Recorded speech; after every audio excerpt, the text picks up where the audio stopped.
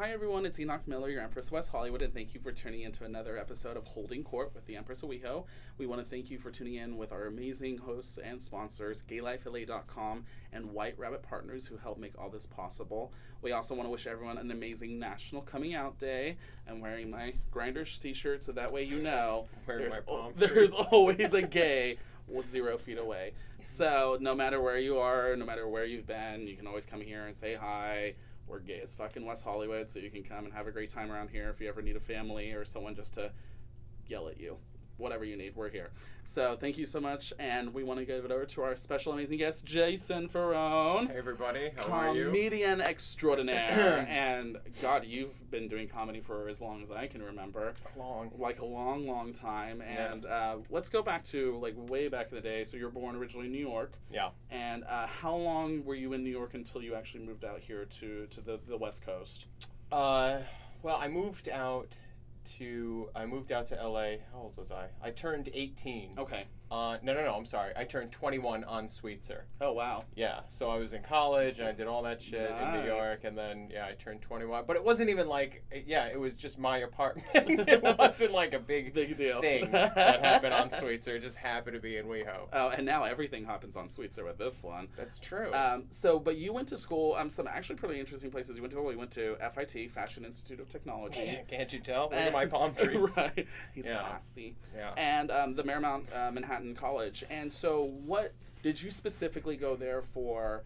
Kind of a fine art degree, or was it completely different? No, I went there because Mom said I needed to go to college. Mom said get a degree. I don't even have that degree. I got one. I have an advertising marketing degree. Okay. I sent it to her. I said I don't need this. I've never been to a casting, and they go, "And what is your educational background?"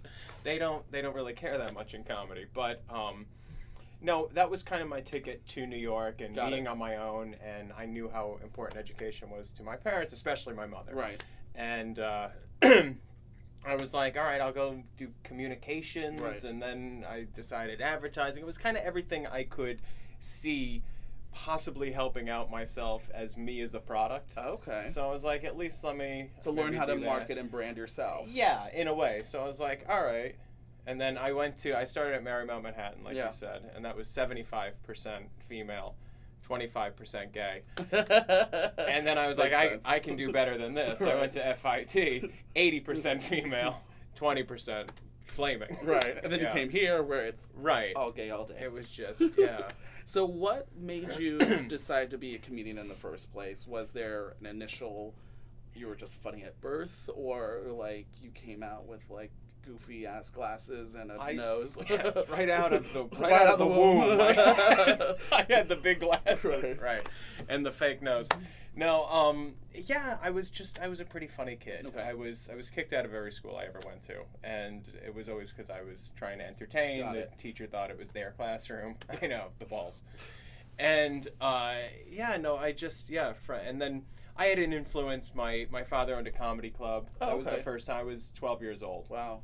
First time I got on stage, I was very influenced by, Jerry Seinfeld and the whole 90s comedians, and I think that's why I originally got into it, and just stand-up seemed like the only thing. When I first got into stand-up, like, as a young adult, there was not a YouTube, so that wasn't even really an option. It was kind of like, I just get on the stage like everyone else kind of shit. So, I mean, stand-up for a lot of people, it's a very daunting experience. It's very intense. Yeah. And you sweat profusely, probably through the entire thing.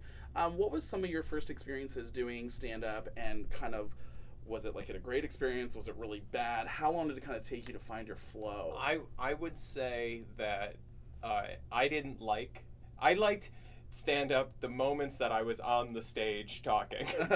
The entire get your friends, get a short bus of people to break 2 drinks, $20. They're like, what the fuck are you doing? Right. Is this a Broadway show, or are you telling a few jokes? Right, exactly. It gets expensive, and that's how it kind of was over here. So I didn't like really the getting people there, the bullshit, the stress, all that stuff that went along with stand-up today. Yeah. There used to be a time, like back in the 80s, before I was even born, where comedians, if you were funny, you didn't need a name. You just walk in, you say, I'm going to tell jokes, and they would pay you if you were good. Right, exactly. Not you pay them to get stage time. Right. And it's a very oversaturated thing. Oh, especially nowadays. Yeah, it's very oversaturated. It's kind of like the YouTube of now for clubs. It's like YouTube is super oversaturated now. It wasn't in the beginning. Right. And that happened with clubs a while back. Everyone's funny now. Everyone's funny looking now. That's the biggest thing. And you've actually, in the very beginning, did some stuff with like Laugh Factory and the John Lewis Club. Kind of what were some of your initial takeaways from that? Did that help maybe shape you in a way to learn of like being a better, like stuff with punchlines, stuff with comedic timing? Did that help at all? I guess, I guess whenever you do something, you get a little better with it. The only reason I got to Laugh Factory is because I was in a showcase with MTV. Oh, That's nice. how they put me over there. And then most of my other stuff was like at the Comedy Store and Punchline and stuff like that. But yeah, it was... each time it was kind of a learning experience. Some were better than others. Right. Some was like you feel like you killed. Other times you just want to kill yourself. Right. And I can see that. You either kill or you bomb. No matter what, people are dying. Right. You know. Exactly. And that's the hardest part about them. You're either good or you're shit. Yeah. There's kind of no There's in between. no really in between. Comedy's hard in that, like, even if someone gets up and does a performance and says, let's say they sing. Right. Oof. Even if they're not horrific, you'll get at the end, you know? Like, I could like a couple. If you're not really funny, they're not going to laugh and clap. Like, they're not, it's not something they're going to evoke for you. Right. So what was your favorite takeaway from that entire experience of doing stand-up live? I think that one of the biggest things that I realized is the more comfortable you are, that's really what it is. It's almost like, yes, your material is really important, but if you can just stand up in front of people or in front of cameras or so and just be natural and normal, that's what puts an audience at ease. That's what they really want to see, and that's what makes it okay to laugh at something, even if it isn't mind-numbingly funny. Right. You're just sitting there with your friends, and that's how you make them feel. So that was my biggest takeaway, was to get over that fear, and that most people have. Yeah, it's a normal thing to have fear. Oh, no, when you get up into a spotlight and there's a group of people. You have to be a little sick to even go, let me try. So you're already a little touched anyway. Might as well bring them along with you. Right. You might as well just get over some more shit while you're up there. So let's talk about your transition from the stage to YouTube, because even YouTube, it's a very challenging experience because, like you said, it's become a very saturated market with so much content on there, and differentiating yourself from other YouTubers. Kind of, how did you break into that initial scene back in like roughly 2013 time? I think I started just accepting the fact that agents, managers, producers, all this kind of stuff, and audience as well, are not going into clubs as much as they were. Right. They're not, they're alive. They're doing well. They're still, got the lights on. There's very many famous ones right here on the Strip. But not nearly in the numbers that people are going and experiencing online video. So I said, look, I want to be what the audience is looking at in the future. Right. No, and this is where they're going, so I want to be in front of them. They're on their phones. No one gets the Comedy Store on their phone, unless they upload it online and pay $30. Right. So it's like, I just figured, let me go where people are, kind of thing. And I like the fact, because you have this on your Facebook, and you guys can look it up, and if you want to get an idea of kind of who Jason is. But I love the fact that you say in your profile how you're born to be a bitch, and you're just like really just taking whatever life throws at you and just kind of making it funny. Yeah. And which is really, kind of what I think a lot of people don't do and take too seriously, is something that's just like something stupid as like, just like sex, or something stupid as boys, or like a dating, or things. You take it and make a fun spin on it. You obviously make it your own. Yeah. What topics do you usually feel you gravitate more toward than others? That it's a great question, because it's exactly what you just touched on, the minutia of life. Okay. Which is my comedy influence comes very much like a very Seinfeld-esque. Yes. And Larry David, who created, and I just watched his recent episode, and he's like, it opens up, he's fucking like with a bottle in the shower. Yeah. Like, not many shows would even discuss that, the minutia of the annoyance of getting the shampoo out the first time when you're all wet and soapy. And that's kind of what I like to focus on.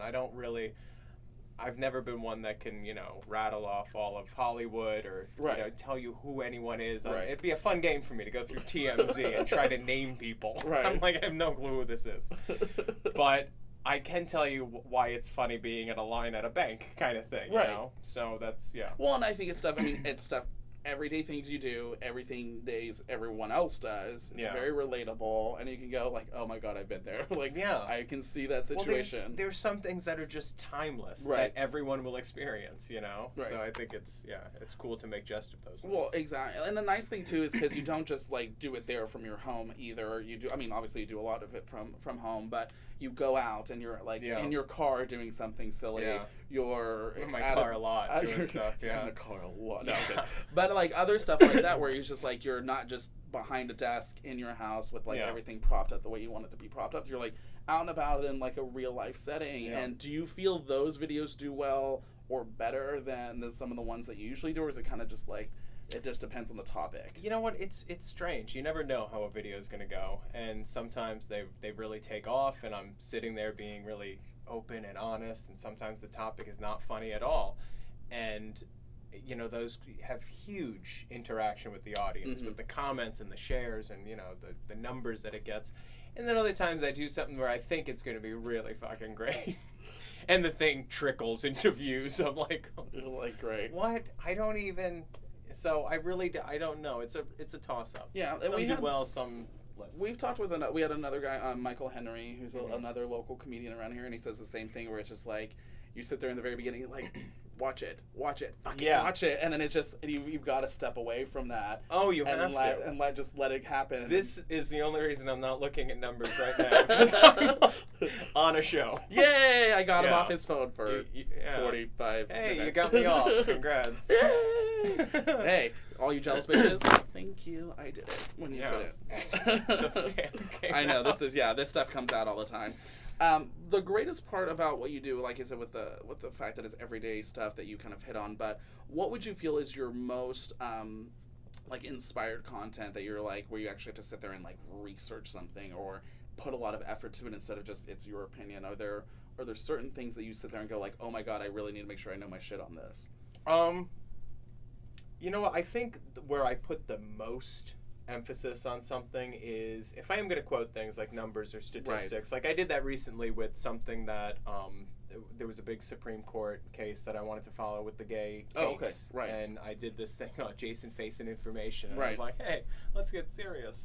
And I think ironically, I was wearing this shirt, and I don't know why, because the comments started coming back and people kept mentioning the palm trees. So it has nothing to do with the fucking video. So but I was, something legally, like if I'm talking about something legal or medical, I'll like to really research it. But where, you know, if I'm just doing something like telling a little story like I did today, I just, you know, maybe throw my phone up and chill and just talk like I'm talking to you. Got it. But if it's something where it was like a mental health thing, where it was the suicide awareness video, it's going to be a little more like, making sure that I'm talking to a person, not at people. You know, sometimes I take the I'm talking at you approach. Sometimes I'm talking to you, and I want you to know that. Yeah, it makes sense. So, yeah, and you can definitely see that in your videos, and you have some really fun. They're kind of like series that kind of play throughout the different aspects of the videos you do. My personal favorite, obviously, is the Foon Fan Friday. Yeah. So every Friday, for those of you who don't already watch this show, like an addict like I do, you go and you see your comments from fans or from people online. Yeah. Twitter, other comments. That's right. You asked me one. Oh, I did, and I'll get to that one later. Right. But really, how did that kind of come into being? Did people just start sending you a lot of shit? You're like, I've got to just read what these people are putting down. Yeah, it just started where I was like, I got to a certain point with I guess enough audience that watched me that started asking questions like my advice, and I started, first couple of times I would just answer it in a message. Right. They asked me and I answer back. And then when I saw it start to come more and more, I was like, all right, clearly they give a shit. They think I've got some kind of advice here. So, and then my brother and I, let me just clear this up for you, because I was on the street the other day and someone said, what in the hell is a foon? Foon means, in my brother and I's little language, we did a video where we did a whole bunch of, like, when you create language with your sibling or something, right? So foon just meant really funny. Okay. So it was funny questions and answers. So Foon Fan Friday. Got it. And with the little alliteration thing. Plus, like I said, oversaturation. There's no such thing as a Fan Friday. You have to have something so unique and almost made up in a word. No, you do. To get something. I mean, have you ever tried to buy a domain name? Fucking everything is taken. Oh, it is. And people buy them on purpose, so you can't buy them, so you have to pay them more money to buy it. And usernames on social media. You think you got a good show or idea. You put it in. 14 of these with like numbers after it because people also wanted it. And you're like, ah. So, yeah, no one had Foon Fan Friday. That's really clever. And you're absolutely right. I mean, original content is kind of out the window. You've got to take what's there and manipulate it. Because, I mean, there is fan Q&A out the wazoo videos on YouTube. But there is no Foon Fan Friday. Right. What, because a lot of his fans are very sexual. So they are. So 99 times out of 10, it's like, will you take your shirt off? Will you bend over for us? Will you insert blanks here. Insert. And so they asked to insert. So what do you think is like the funniest question someone's either asked you, or what's like the most like just way off the wall question someone's asked you? There was one guy that wanted the guidelines on felching. I wanted his guide. No, I wanted his guidelines. My guidelines on felching, which was. Well, this was so funny because so I saw Billy Francesca's hashing it out, and someone asked him the same question, and he's like, felching. What's this? What's fel? Oh, that. You mean what are my guidelines? And I'm like, oh, I've got to ask him that question. He wouldn't let me ask him that question. So really? Like, I got to find someone I can ask that question to, and he did it. Oh, I took that on. Literally. But no, it's seriously like what was the funniest thing someone's ever asked you? Funniest thing, I'm trying to think. They have so many off the wall ones. Like it's what? So like hard the first one that comes over like off the top of your head that was just the most random. If you could think of like just right off the top of your head. Oh God, there's so many that make me laugh, and now of course I can't think of fucking any. No, that's fine. Now. We'll figure. Well, he'll do a video later so that way you can read all of them. Yeah, exactly. I'll come up with some good ones. But you've also just recently started, like just actually like what 2 weeks ago? So it's Jason After Dark. Jason After Dark. And the first one I think was by far the most hilarious. I mean, you've only done 2, but like. It was so funny. You just got a bunch of friends together, and really, it's just so you could be dirtier and nastier. Right. So you want to talk about stuff that you can't don't normally talk about. Right. And you guys played the dildo game. We did. Grab the dildo. Right. Was that more just like grab it so you could just answer? Like, what was the? That was grab it so you could answer. Okay.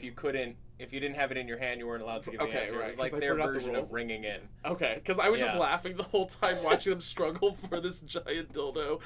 And then the video he did, like the day or two after of him holding on the dildo in his car, and the lady looking at him going like... I couldn't believe her face. It was like a real life double take. Oh, well, yeah, where she's just like, what? Yeah. Real animated face she had. So what's been your favorite aspect of doing Jason After Dark? I really love talking to people. I love doing that. However, I will admit that I think the games is probably the most... That makes sense. The games is probably, and I have more planned, and right now we're just taking a little break until the end of the month just because the studio, I shoot with Awesomeness TV. Oh, right. And all of Awesomeness is actually moving. Oh, wow. So, of course, my shoot space and everything is moving with them. So, as soon as we get another location, in their new spot, we're going to start again. But in the meantime, I'm going to be going out on the street and coming up with more games and doing probably shorter little segments. And oh, cool. Yeah.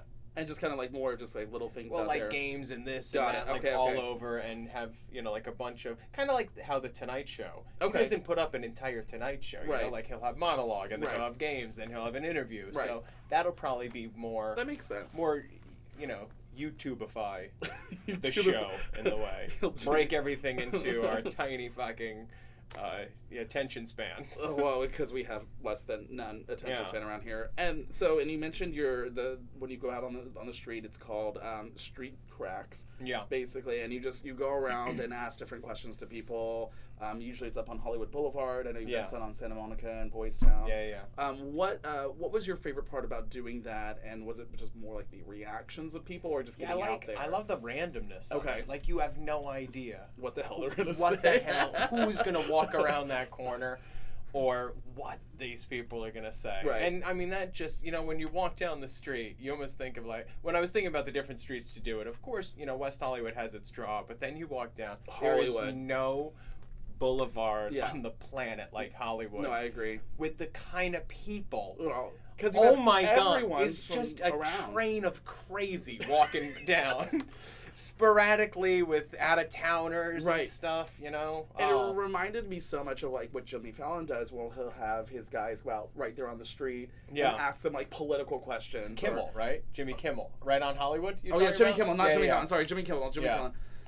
It's Jimmy something. There's 50. Something. But yeah, he has his people go right there out on the street. Yeah, I love it. And it's just the shit people says. You're like, it's unbelievable. And they lie. And when he gets them lying too, like he talks about news that didn't happen, and they're like, I saw that. My favorite one, and I know this is so horrible, and everyone's gonna hate me, but my favorite one is when he was asking during last year's elections, right before the voting, like, what Trump's policies were, and actually reading what they were, and people were agreeing with them even though they were Hillary supporters, and I was just like, totally showing how people were not paying attention. What one candidate was saying towards the other before the debates, and I was just like, oh my God, people made up their opinions real early on, and then listened to nothing. Yeah, and then let it paid attention. Unless it bashed the other person. Right. It was just so funny, but I do agree that whole randomness and just parade of crazy. Yeah, just it's a freak show. Do you think you want to start doing more of that, or just kind of still balance it between the YouTube and on the street? I think the audience would really like a balance, you know, because at the end of the day, I try to do what they want. You know, I try to create what they're echoing, you know, in their feedback. Well, then he'll be naked more and often now, so that's the perfect part. Just be masturbating for my next series. X2 101. Right. No. But yeah, no, I think a balance would be probably, where I'm headed. No, that makes sense. And you also just recently started your own kind of clothing and jaw droppers. It's jawdroppers.shop if you want to go get your stuff. Our editor has gotten a few things from you with some t-shirts that were absolutely hilarious. Yeah. What kind of made you want to do swag and kind of bring that into it? Well, I didn't. Okay. I didn't actually. It was requested. People were asking me to create shirts. They had asked me for over a year. Wow. To make merchandise, and I had merchandise companies approach me, be like, a lot of people are doing this. Right. You want to do it? I was like, fine. But now FIT. It's like, fuck it. FIT is, I'm sure, happy with. Well, maybe not with the actual designs, but the fact that I have one. He put that degree to use. That's right. I had a fan send me a picture of him in the bathroom, kind of like an underwear selfie, holding one of my shirts next to him today. I was like, that's awesome. Yeah. Are you hard? Put it on. Put the shirt on. Don't just hold it. Wear it. Yeah. But so what was your initial inspirations to come up with, because it's hard to come up with like phrases and taglines and things like that. My brother helped me come up with the name of it, Jaw Droppers, and my mother helped design the logo. Yeah, my mother helped design the logo. She's like, I see a splash. That sounds about right. Yeah, I go, you see a splash. And I went, but color, lots of color. All right, Ma. So I kept going back and forth, and I would not approve the thing until because this woman is the hardest person. Right, to please. To please. Yeah. So if she gives it the thumbs up, we are good to goddamn go. Well, the fact that she knows you so well, that full of color, rainbow as fuck, and splats everywhere. Yeah. I see a splooge with you. That's nice, Mom. Thanks, Mom, for typecasting. Yeah, for real. So what do you plan to do more than just like kind of because you have like t-shirts and some kind of the basic stuff. Are you wanting to expand? It would be fun. Yeah, I got t-shirts, bath mats. Right. I got a couple mugs. I got I don't know. I got something else. Maybe some hats or backpacks. Oh, that'd be kind of cool. Yeah. Bath towels. Yeah. Beach sheets. Cum rags, beach sheets. Nice. Yeah. All the fun stuff. Your jaw dropper cum rags. You heard it here. Yeah. First. There. Definitely. Right. They come stained. Pre-stained, pre-lubed, and ready to go. Right. For your entertainment. So I want to do like a fun little quick mini game with you about some different things about just around town and some like fun facts, and maybe get your opinion on it all and find out what you think about what's happening. A lot of this stuff you can find on Gaylifela.com. It's a lot This is all like stuff happening in LA. It's also like West Hollywood, Los Angeles, the greater LA area. Okay. So Ed Buck and the whole scandal with him. Oh God, you're gonna have to fill me in with this. So he's like, I read nothing. I read nothing. So Ed Buck. I was so hoping that you just were saying something and it wasn't the name. Because I'm gonna So need help the with Ed Buck scandal basically is is this gentleman who's I think he's I always mess up. He's not a political person. He's I think he's a lobbyist or something like that. Basically, he's been accused. I don't feel so bad about not Right. knowing him anymore. So he's been accused of inviting African American men over to his house, paying them money to continuously shoot up until they eventually. This is where he jerks off while they slam. Yep. Yeah. The slam and bam. Yeah. Well, what do I think about it? What's your policy?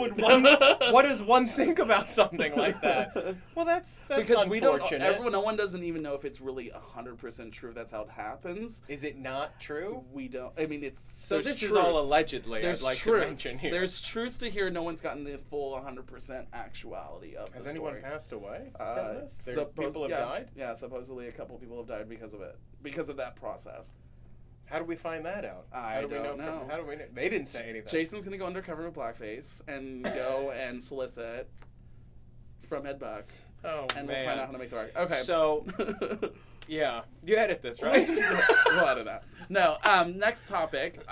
There's, he's like, so none of that works. No. So, let's start from, we're starting a game again.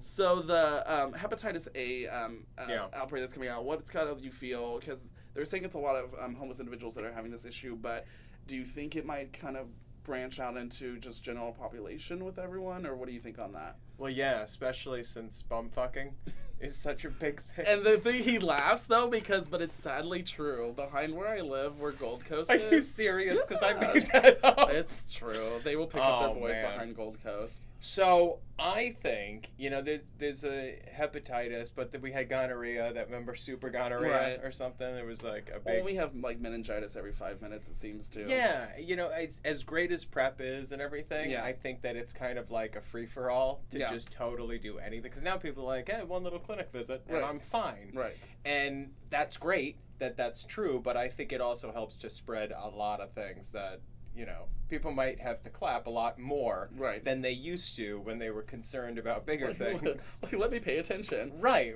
So I think that's probably just part of it. Yeah.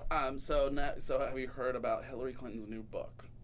I did. So she has a book coming out. Right? It's actually out now. She did like a thing. It's what really happened? I think it's just called What Happened. Basically, how she lost the election.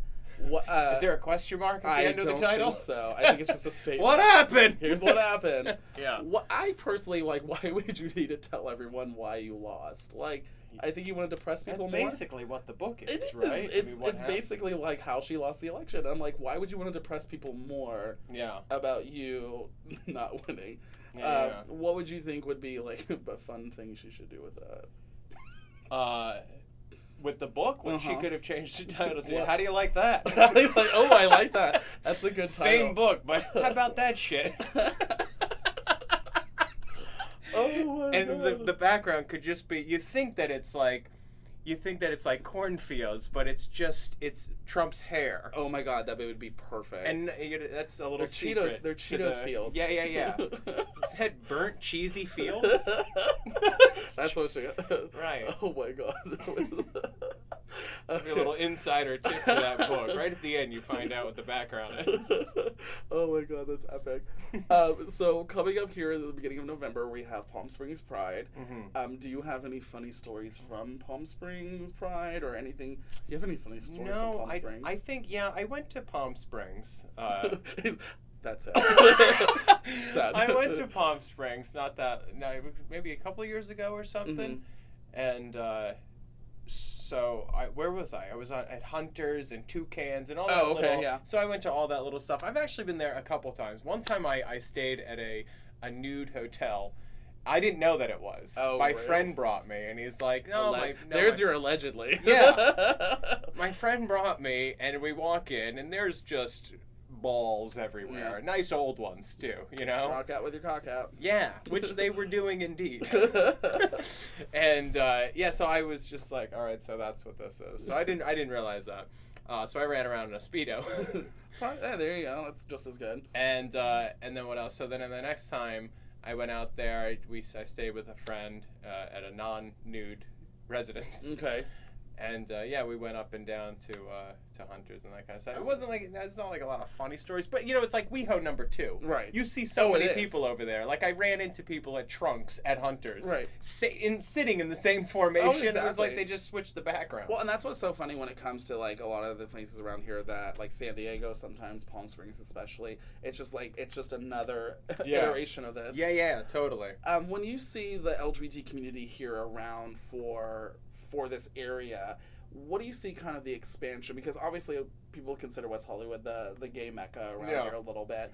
But I mean, downtown's exploding. Long Beach is exploding. Yeah, I was just going to say. Well, I don't know about Long Beach. Is that true? It's gotten a lot more to where it's not like there's a bigger community there, like around that downtown area. In that in East, what the hell's that thing? A car on the ocean. Ripples? What's that called? No. Yeah, that Ripples is there, but what's that called? I don't remember. I don't go there. Something. And then even like East LA area is starting to boom, and like NoHo's starting to come up a little bit more. Well, I definitely knew that there were gay people going down to the lofts, right, in downtown, right. NoHo, there's definitely like on Lancashire and shit, you can see a bunch. It's like a little, it's a smaller strip, but I'm like, what have you seen mostly within the last? I mean, it's definitely been in the last like maybe 3 to 5 years that they've been really. Oh, his phone wants to talk to him. What's that? Is that Siri? Shut up, bitch. Look at this. Shut up, bitch. Look at this. Shut up, bitch. She's just reading it all. She's just reading everything. My lips are sealed! Oh my god, that was epic. Oh my god, just shut up, bitch. Shut up, bitch. Shut up, bitch. My lips are sealed. God, at least she learned. Wow. I don't normally talk to her that way. This is going to be a fight in the car now. Right, she's going to yell at him, not give him directions. Oh man, I'm not going to hear the end of this. With the LGBT community, it's been really kind of branching out away from the West Hollywood area. Yeah. Like you said, downtown. What do you think has been like the really kind of amazing transition of expanding this community? Well, here? Well, no, in like the downtown area. Well, I think the amount of construction that has been going on in West Hollywood, number one, which is huge. I mean, they ripped down this whole Sunset, like across. It's like a different. It's a whole new layout. It's a whole new layout, a whole new facade. Like. All those homes, I can't imagine that lost their view with that big ugly black thing that they put up. Mm-hmm. Say that 3 times fast. Big ugly black thing. Yeah. No, but but again, the great thing about some of this is the revenue it brings in, the new stuff. No, I think it's wonderful, but it's the trade-off is like how much is too much, how much is too little. How do you say no to progress? Every single time you turn around, there's the businesses downstairs, like there's a Trader Joe's, and then there's lofts up top, like near La Brea and stuff. And I think that's great. I like that. Mm-hmm. But I mean, that's exactly what they're doing downtown too. Well, and I think that's some of the draw. Mentality. Yeah, I think that's some of the draw. Like gay guys see, okay, this is 1.2 million, that's 500,000, and it feels the same kind of like the building and everything. So that's probably why that's happening. And you're not losing a ton of the community either, which is really great about it. No, yeah. And it's not that far. Right. It's not like it's only far because of traffic. It's far because of traffic, not distance-wise. No. It's not a fucking layover. No, exactly. I don't have to renew my passport every time I go downtown. No. I mean, it's perfect. But I agree. It's just the mentality of it all. Again, it's getting there and having to get back when you're already annihilated at Precinct or at Bar Mattachine or any of these other places. But it's the fact that it's so close, but it's so far because of how far we have to go. Yeah.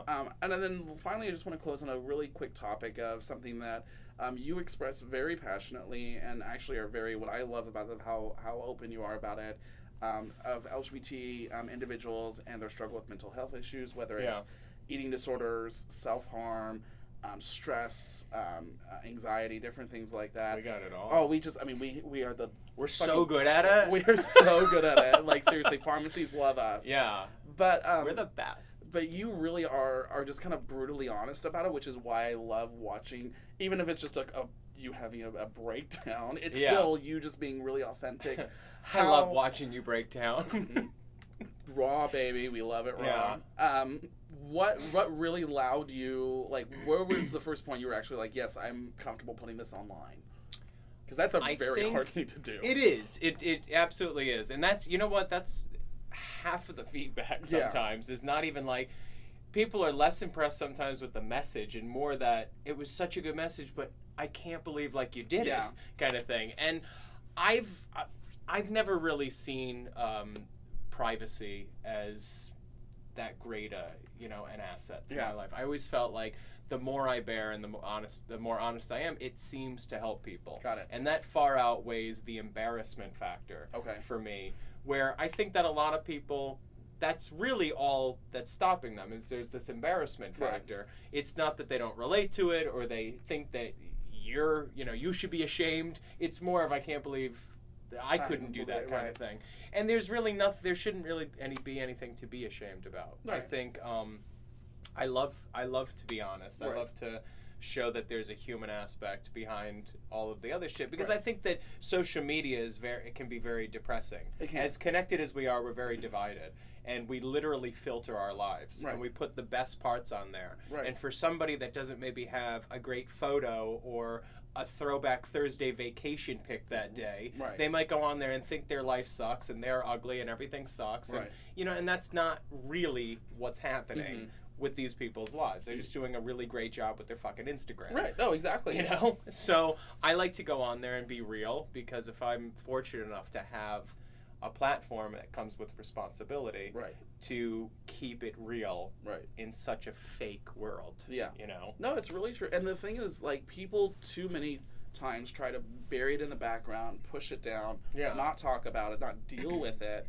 Because it's not fun. It's not fun. It's scary. No. Real shit is scary to deal with. Right. And that's why I do what I do, so that you don't have to really think about that shit that often. Yeah. But every so often I have to come back and say, all right, but we do have an actual issue here that we got to chit-chat about, So. And it's really cool because of the fact that, I mean, especially LGBT youth, and I know there's been probably tons of studies on this and all these different things, but LGBT individuals, LGBT youth are very much prone to having mental health issues. And I hate the aspect of having to call it mental health, because it's not like you're fucked up in the head. It's just, it's not like the rest of us are no, I'm kidding. But it is. It's not like you're just like, you're completely crazy. It's just, you have stress, you have social anxiety, you have all these other pressures from all these outside stimuli that really just can push you to do certain things, and you just don't know where to turn to, and you think, this is all I have to do, this is my only option, and just kind of like it is. And I really appreciate have stress, I've been depressed, I've thrown up, still functioning. Yeah. No, but true. That's the thing. And the fact of your brutal honesty about it and allowing yourself to be so raw in front of your fans like that, I feel really speaks to your character as an individual, saying, hey, I'm not perfect. I still have shit. If you just get out there that it's okay to have a bad day and it's okay to feel bad about yourself sometimes, you're not actually going to beat yourself up as much when it happens. I had kind of a shitty day yesterday. Yeah. Having a better one today. Yeah. That's okay. And it was great too when you world is a roller coaster. You took a break from all of it for a second and said, "Hey, I need to work on me. I've got to get some things together." And really, but the thing is, it was like, "Hey, I'm going to take a break. I need to worry about me right now," because there's times when you have to do that. And then you came back. You're like, "Hey, I'm back. Let's go. Hit the ground running." And and now it's like you really kind of put it in, and again, in a really great perspective of saying, "Hey, things happen. Life sucks sometimes. You've got to kind of deal with it." And now I'm ready to go up and move forward. And so, so glad to have people like you that show that it's not wrong to be fucked up. We're all fucked up. Yeah. I fucked up 26% of this. I'm around 26%. I'm wrong right now. Fuck it. We can edit that out. You can go again. I'm leaving it in because it's true. But no, we want to thank you. 26%? 26% of the hour. This has got to be a beep, beep blooper reel. This beeps is lower beeps on my beeps. No, we want to thank you so much, Jason, for coming in today and just really letting us see into the life of you on a day-to-day basis and kind of your life journey of how you got from New York to here, and the fun comedy. If you haven't seen it, go to Jason Farone's YouTube channel. You can also check him on Instagram, and all this stuff's going to be on his lower third that you can see there on the screen. We do, again, want to thank, Yeah. There. It's going to be here. Across the nips. It's going to be resting on my... Resting day. We want to thank Gaylifela.com and also White Remnant Partners for the reason we have this amazing video and studio today. So thank you guys so much. Have a next great week, and we'll check you next week with Derek Jamison. I can't do this because Tomas is laughing at me. So, bye. Bye.